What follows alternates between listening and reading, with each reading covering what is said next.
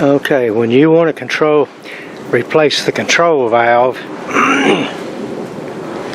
you have to take the bottom off. That's in there where the burner is. And then you have to drain the water out of the tank. But then you remove the control valve itself. But what you need to do is to get your plumber, because you are fooling with gas and you don't want to even think about taking a chance fooling with gas.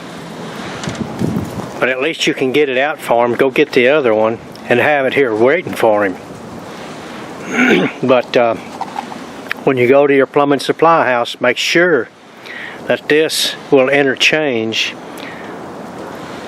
with what you've got.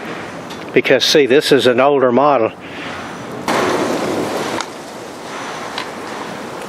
Even though it's gonna screw in there and work,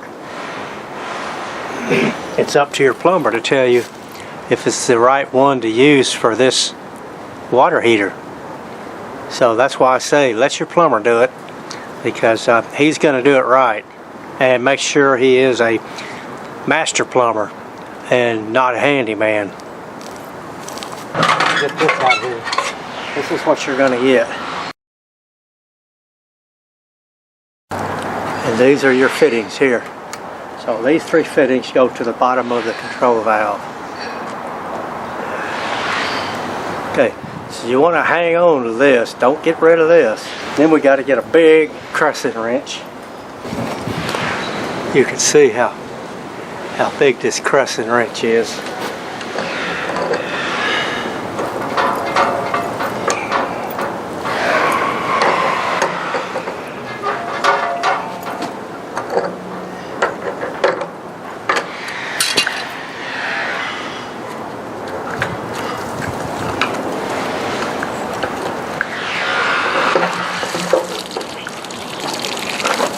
You can see what I mean by you got to drain all the water out of that thing.